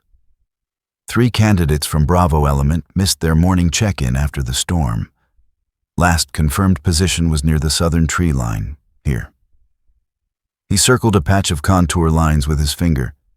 Radio contact intermittent, then gone. Could be dead batteries, disorientation, minor injury, or something worse. We're not waiting to find out. Black's voice was clipped and precise. They were on a simple post-storm assessment route. No live fire, no cliffs, no rivers. They were supposed to stay within shouting distance of the trail. On paper, this should not have gone wrong. On paper, Slater repeated. The mountain doesn't read our schedule, Lieutenant. He turned to Alyssa. Rowe, you and Bran will lead a small search team along their assigned route. Lieutenant Black will accompany you. Kelly, you're on overwatch and comms. If this turns into something more than a lost soldier drill, I want to know before anyone else does. Alyssa nodded. Who are we looking for? Black slid a sheet of paper across the table.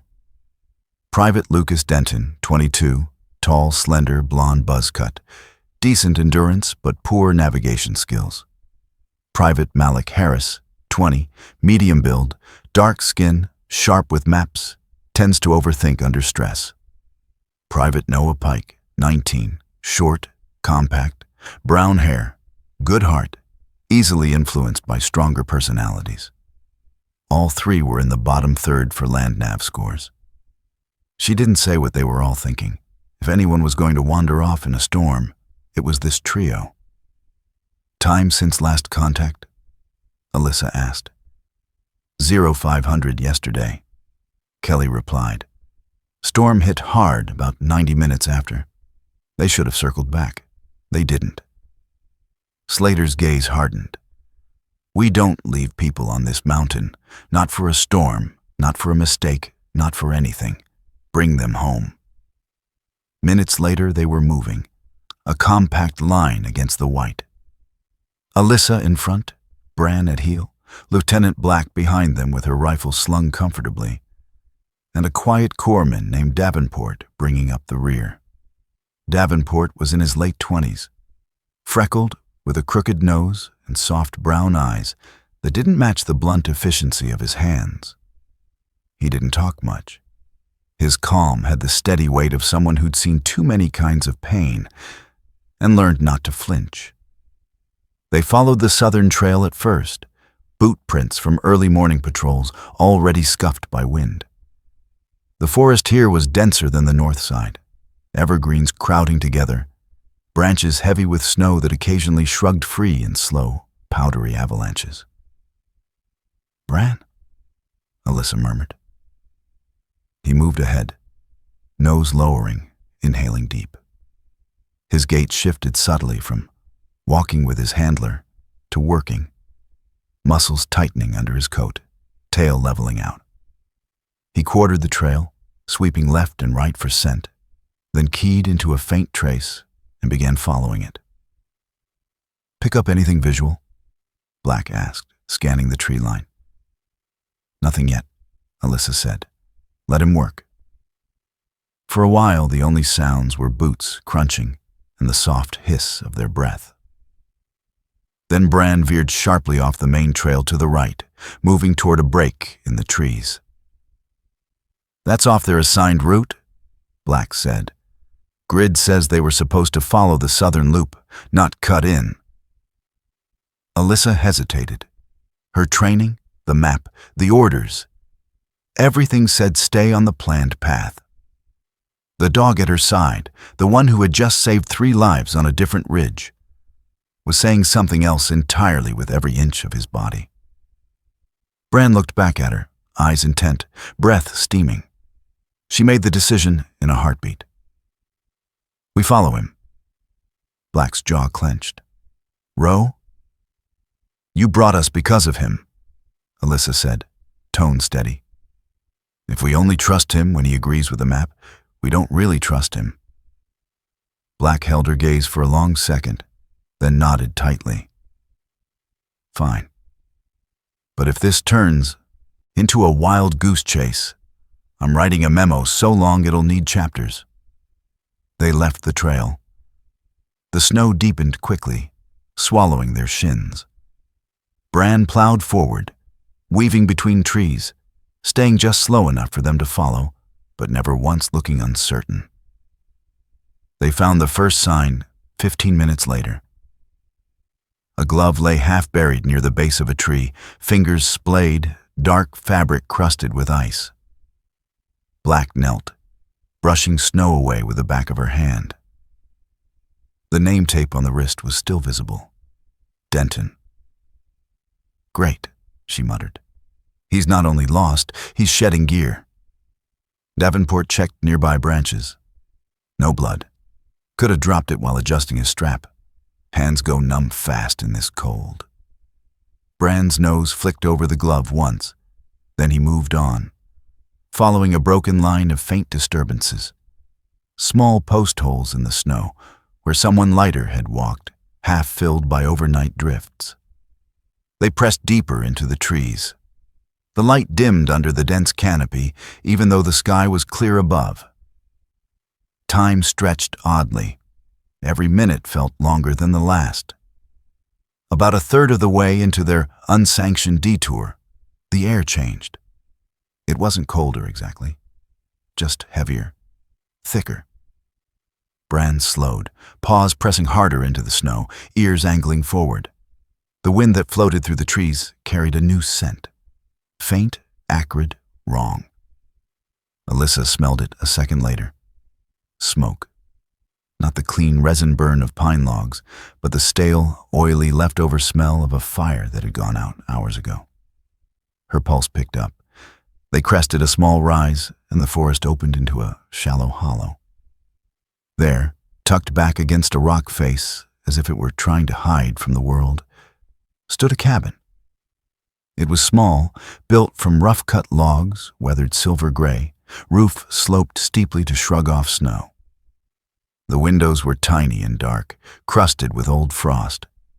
A thin trickle of smoke still seeped from the crooked metal chimney, smearing the air above it with a faint gray line. Black exhaled slowly. That's not on any base map. Looks older than the base, Davenport said quietly. Bran moved down into the hollow, with his head low, tail rigid, every line of his body saying caution. They circled wide first, weapons low but ready, eyes scanning for trip lines, tracks, anything. There were footprints around the cabin. 3 sets, roughly the right size for young men. They led to the door, into the snow near the trees, then away toward the deeper forest. Most of them were blurred by wind, but the pattern was clear enough. They'd been here. Alyssa approached the door, feeling the hair on the back of her neck rise. The wood was scarred with age, the handle worn smooth. She nudged it with her boot.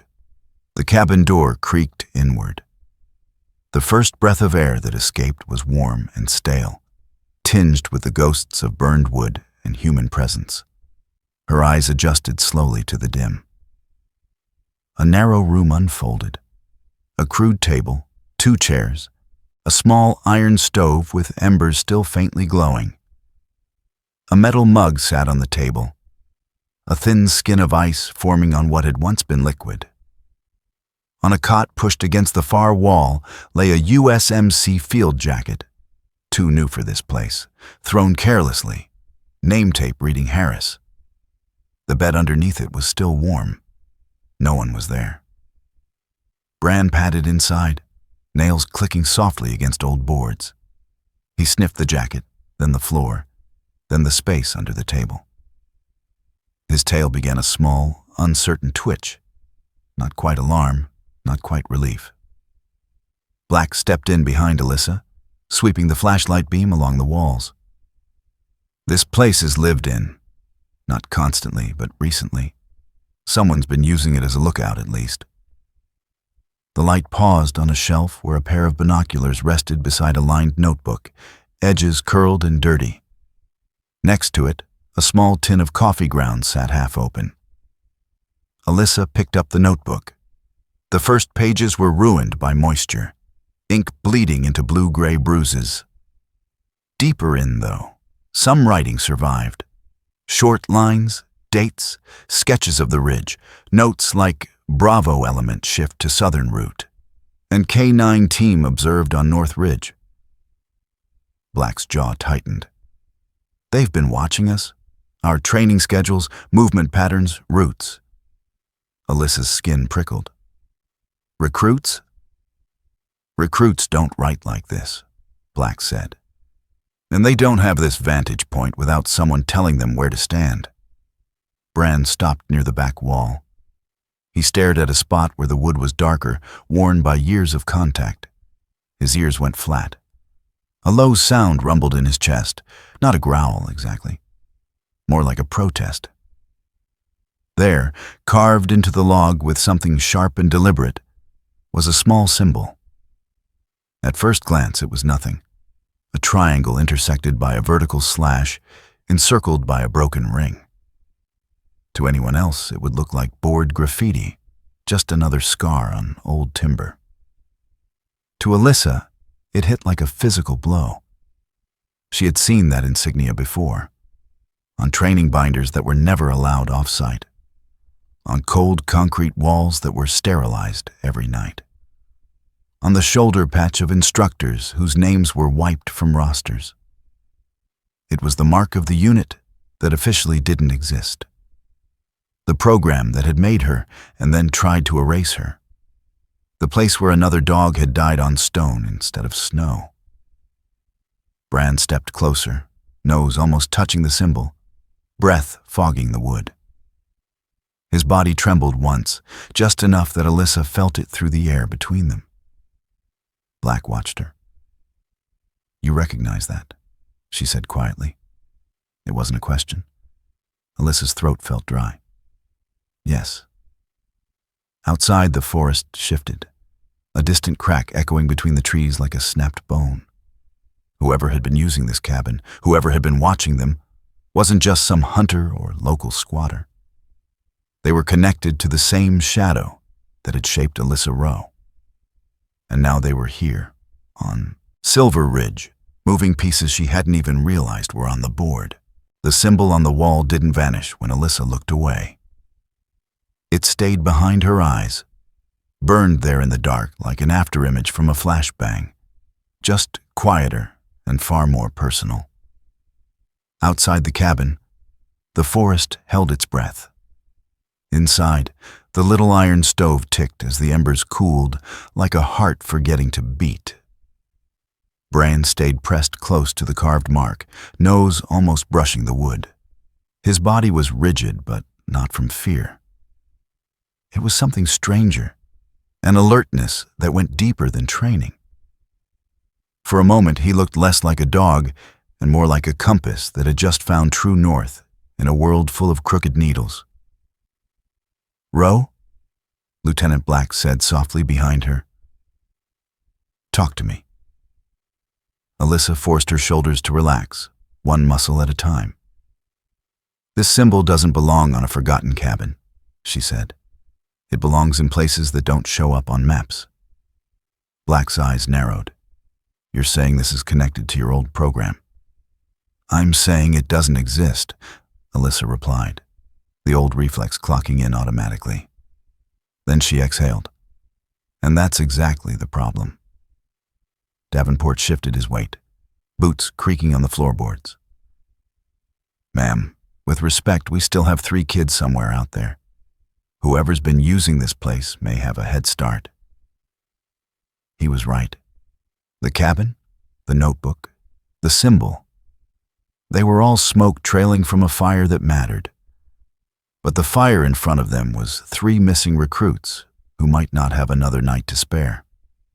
Alyssa stepped away from the wall. Bran stayed where he was for 1 heartbeat longer, then finally turned to follow, paws soundless on the warped planks. She slung her rifle, picked up Harris's jacket, and folded it sharply. "We log this for intel. Right now, we track the living." Black hesitated, gaze flicking between the carved symbol and Alyssa's face. Something softened at the edges of her usually hard expression, a brief recognition that some ghosts had to wait their turn. "Fine," she said. "We mark the location, report to Slater, and keep moving. No one else enters this cabin until he says so." Outside, the light hit them like a slap. The hollow was bright in the winter sun, snow reflecting up into their eyes.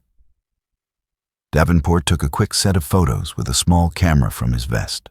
Doorway, chimney, tracks, the line of their approach. Careful not to disturb more than they already had. Bran circled the cabin once, nose sweeping low, then found a trail leading away from the back corner. This set of tracks was different. Less wandering, more purposeful, headed downhill toward a thicker knot of trees. 3 sets of footprints, close together. Alyssa crouched, gloved fingers brushing the edges of one boot print. The step length, the depth, the slight inward angle of one foot. Noah Pikes, she guessed. The compact kid trying to keep up with the taller ones. They weren't running. They weren't being dragged. They had left the cabin under their own power, and recently. "Still warm enough?" she asked quietly. Davenport nodded. "Snow refreeze pattern says under 3 hours. Storm would have wiped it if it were older." Black adjusted the sling of her rifle. "Then they're between here and wherever this trail ends. We move." They fell into formation again, Alyssa and Bran at point, Black slightly off to the left, Davenport to the right. The forest thickened, evergreen boughs hanging lower, weighted with snow. The world shrank to the space between the trees and the path Bran cut. They walked in silence for several long minutes, their breaths the only rhythm.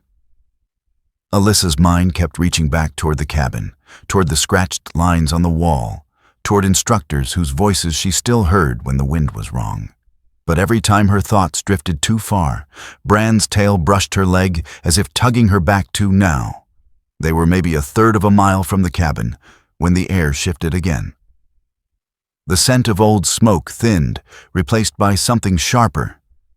Cold sweat, fear, and the faint metallic trace of blood. Bran's ears snapped forward. He stopped so abruptly, Alyssa nearly walked into him. She opened her mouth to ask what he'd picked up, but he answered before she could speak. Bran looked up toward the ridgeline above them, hackles lifting, a low whine curling from his throat. Not a warning. A plea. His gaze wasn't on the trail anymore. It was fixed on a narrow cut between rocks 20 meters up the slope, where snow had slid away to expose dark earth, broken branches, and something else. For a tiny, unreasonable moment, Alyssa felt as if the mountain itself had turned its head. Bran took 3 steps backward, eyes never leaving that gap in the rocks. Then he did something he almost never did during work. He pressed his shoulder against Alyssa's leg, hard, like a child pushing a parent toward a dangerous door they still needed to open. It was such an oddly human motion that Davenport swore under his breath. Even Black's composure slipped, her brows drawing together. "What is it, boy?" Alyssa murmured. Bran didn't look at her. He just shifted his weight toward the cut, breath coming a little faster. Alyssa followed his line of sight. At first, she saw only the obvious. Disturbed snow, a scuffed branch, a darker stain on white that could have been earth. Then her sniper's eye, trained to notice patterns where there shouldn't be any, caught something smaller. Half buried in the drift just below the rocks was a strip of orange fabric. Standard issue high-vis panel from a recruit's cold weather kit. It had been tied around a branch, then torn half loose, flapping weakly in the breeze. They tried to mark their path, she said. Or signal. That's Bravo's gear. Black nodded once. We go up, carefully. The climb was short but steep, snow crumbling under their boots, sending little avalanches sliding back down the slope. Bran picked his way up first, moving with a sure-footed ease that made the humans look clumsy by comparison. The cut between the rocks opened onto a narrow ledge carved into the hillside, barely wide enough for two people shoulder to shoulder. At the far end, a small stand of young pines clung stubbornly to the slope. Beneath them, snow had been churned into a chaotic mess of prints, drag marks, and knee-deep pits. Denton lay there, half sitting against a tree, his blonde hair plastered to his forehead, lips pale and cracked. His right leg was twisted at an angle that made Alyssa's stomach tighten. Harris was crouched beside him, dark skin gone ashy with cold and worry, one gloved hand pressed against Denton's shoulder. He was shivering, but his eyes were clear, calculating, focused. Pike paced a tight circle near the edge of the ledge, short, compact frame radiating nervous energy. His cheeks were raw from wind, and his hands shook more from adrenaline than cold. When the three recruits saw them crest the rise, the relief on their faces was so raw, Alyssa almost looked away. "Ma'am," Harris blurted, voice cracking. We tried to get back to the trail. He slipped. The storm hit. "Save it," Davenport said gently, already moving to Denton's side. "If you're talking, you're breathing. That's the good news." He cut away the pant leg, carefully, revealing a swollen ankle that had ballooned inside the boot. "Bad news is, you're not walking out of here on that." Denton swallowed hard. He was taller than Alyssa, broad-shouldered, but in that moment he looked impossibly young, blue eyes glossy with pain and humiliation. "Sir, I didn't mean to screw up the exercise." "This stopped being an exercise when you went missing overnight," Black said, kneeling beside Davenport. Her tone was firm but not cruel. "You kept your squad together and you didn't leave him. That's the part that matters." Bran moved in close, sniffing Denton's leg, then his face. He gave the recruit one deliberate lick on the knuckles, the closest thing he had to a vote of confidence. Denton let out a choked laugh that almost turned into a sob. "We found a cabin," Pike blurted. "Downhill. We tried to carry him there, but he passed out halfway and we had to stop. We saw the smoke from the chimney, but when we got close, we felt like someone was watching us. Harris said it was better to stay in the tree line till morning." Alyssa's spine prickled. "Did you see anyone?" "No, ma'am," Harris said. It didn't feel right, like when the instructors are too quiet before an ambush drill." Black and Alyssa exchanged a loaded glance. The kids hadn't stepped inside the cabin at all, which meant whoever had been using it hadn't necessarily seen them. Or if they had, they'd chosen not to make contact. That was not comforting. Davenport finished, though. Quick assessment and wrapped Denton's ankle with practiced efficiency. "He's stable," he said. "Pain, mild dehydration, some frost nip, but we're lucky. We'll need a litter to get him down without making this worse." Black keyed her radio. "Silver Actual. This is Search Team 1. We've located the missing recruits. 1 non-ambulatory with lower leg injury, 2 mobile. Request extraction team with litter at grid. Alyssa tuned out the coordinates, focusing instead on the recruits' faces. Pike stared at Bran like the dog was some kind of myth, half guardian angel, half furry miracle. Harris watched Alyssa with a different expression, less hero worship, more study. You knew where to look, he said quietly. You went off the map. Alyssa shrugged one shoulder. Sometimes the map needs help. Bran settled down beside Denton, laying his head on the recruit's uninjured leg, as if to pin him gently in place. The kid's breathing slowed, the rigid line of his jaw softening. They waited like that for the extraction team, the cold pressing in, time stretching thin. The mountain was quiet again, but to Alyssa it didn't feel like peace. It felt like someone holding their breath in the dark. By the time they made it back to base, the sun was dropping toward the ridgeline, turning the snow to molten gold. Denton had been ferried down on a litter by a fresh team of Marines, Pike carrying his friend's discarded glove like a trophy, Harris refusing to leave their side.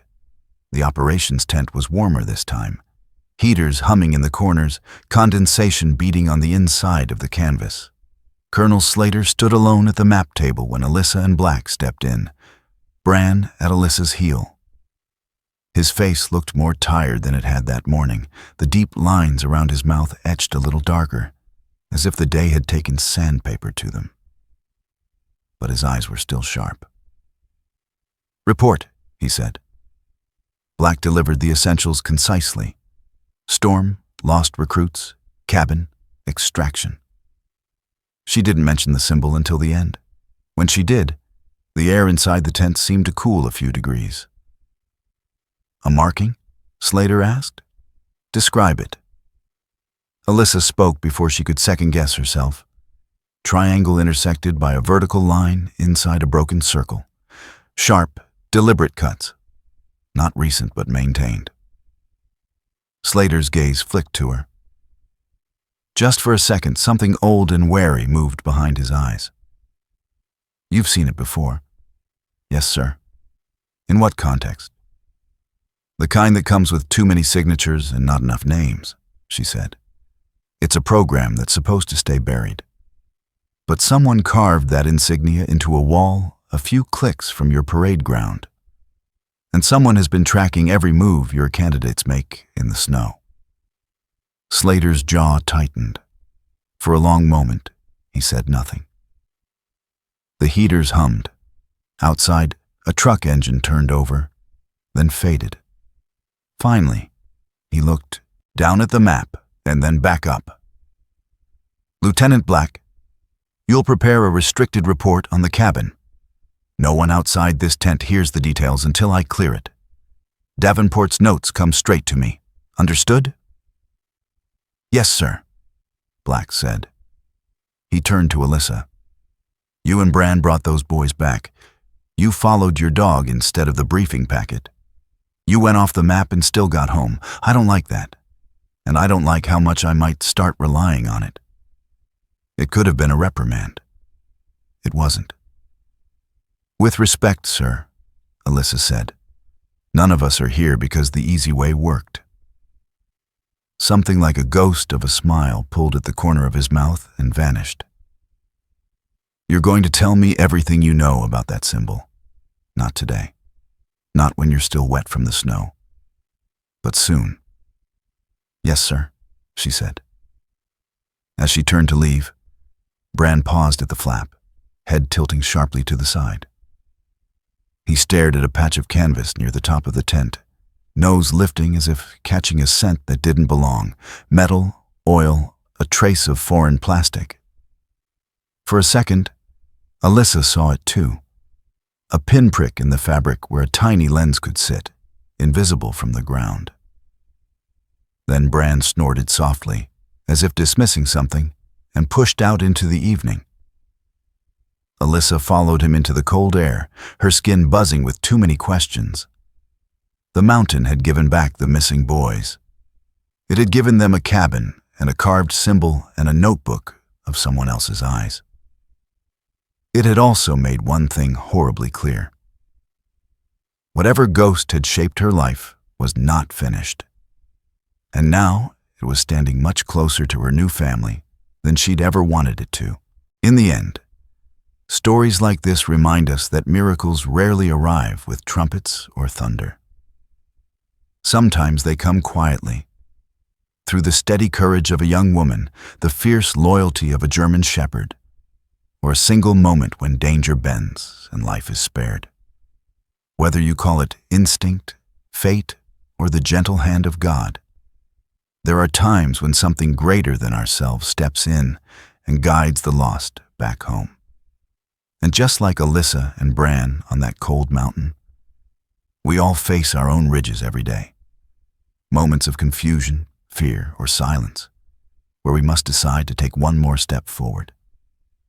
May you always feel that same unseen grace watching over you, especially in the hours when you feel most alone. If this story touched you, please share it with someone who might need a reminder that light still finds its way through the storm. Tell me in the comments where you are watching from and what part of the story stayed with you.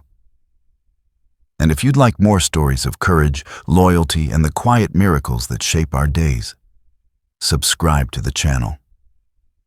May God bless you and your family today and in every tomorrow to come.